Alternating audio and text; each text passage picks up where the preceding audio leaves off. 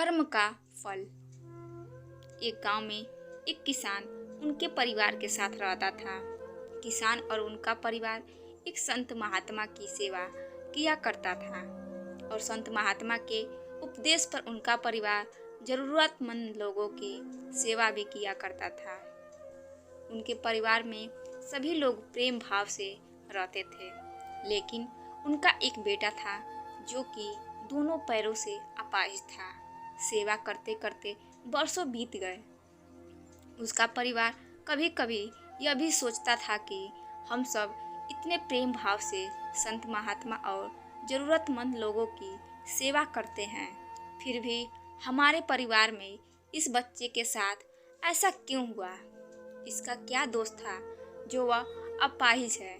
एक दिन की बात है जब संत महात्मा का सत्संग चल रहा था। हजारों लाखों श्रद्धालुओं उस सत्संग में बैठे हुए थे।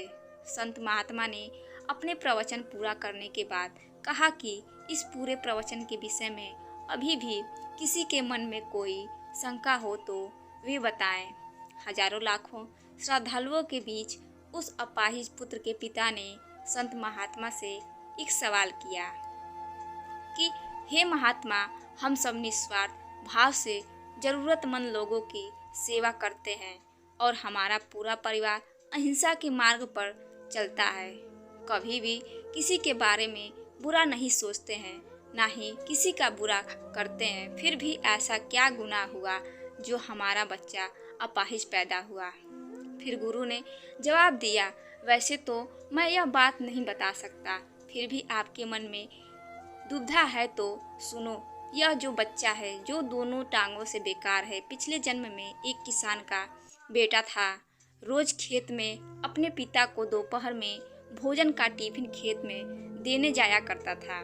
एक दिन उसकी माँ ने उसे दोपहर में 11 बजे खाना लगा कर दिया और कहा कि बेटा खाना खाकर पिताजी को टिफिन देकर आ। इसकी माँ ने खाना परोस कर थाली में रखा कि इतने में उसके किसी दोस्त ने आवाज लगाई तो यह खाना वहीं छोड़कर अपने दोस्त से बात करने बाहर चला गया।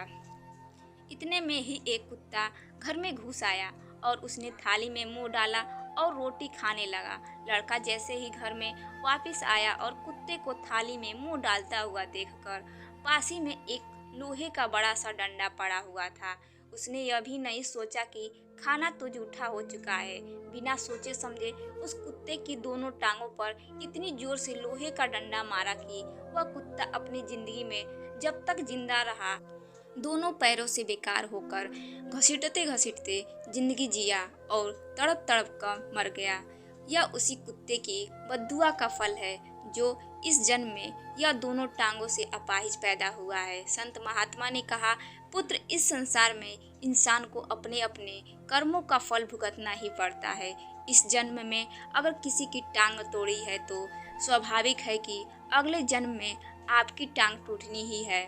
अगर आप किसी को नुकसान पहुंचाओगे तो आपका भी नुकसान होना ही है, इस जन्म में नहीं तो अगले जन्म में। इसलिए जो भी कर्म करो सोच समझ कर करो। आप अपने कर्म फल से नहीं बच सकते।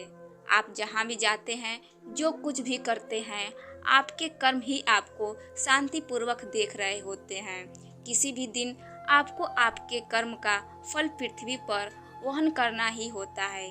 इसलिए हर समय उचित कर्म करना अनिवार्य है। भगवान श्री कृष्ण ने गीता में कर्म को प्रधानता देते हुए यह स्पष्ट किया है कि व्यक्ति की यात्रा जहाँ से छूटती है, अगले जन्म में वह वहीं से प्रारंभ होती है।